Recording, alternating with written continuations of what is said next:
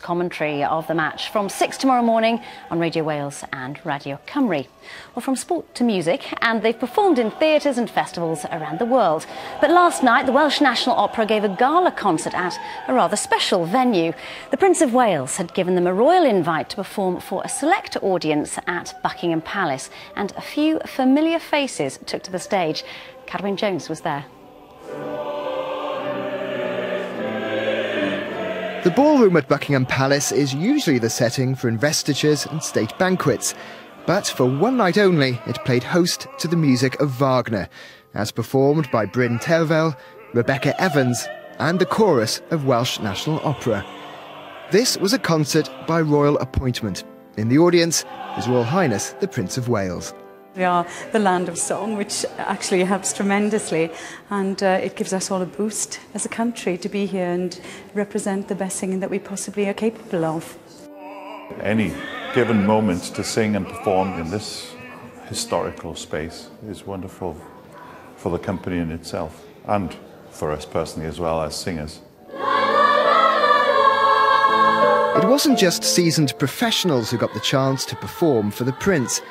35 children from Welsh National Opera's singing club entertained His Royal Highness and other guests as they arrived at the palace.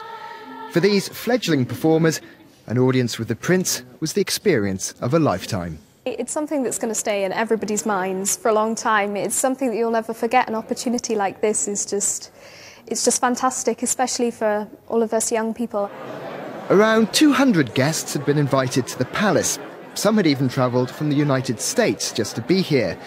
These were all long-time supporters and sponsors of Welsh National Opera, crucial to the future of the company. But we're not naive. We read the newspapers. We know that there's enormous pressure on everybody's budgets, especially government budgets, and that's not going to get any easier. At least Welsh National Opera can boast the Prince of Wales as its patron, and the evening's finale was planned just for him. A version of the Leonard Bernstein song Make Our Garden Grow, in recognition of his love of horticulture. And as the Prince addressed the audience at the end of the night, he hinted that there may well be more opera at Buckingham Palace. So I'm afraid any excuse like a positive fire to have another concert here, particularly when 9 miles away, we grab it.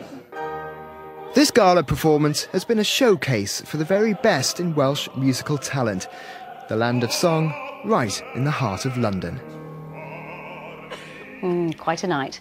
Now, as we saw earlier in the programme, there are still some flood alerts in place. Derek, do you have any good news for us? Yes, I do have some good news for you, Lucy. I think we have seen the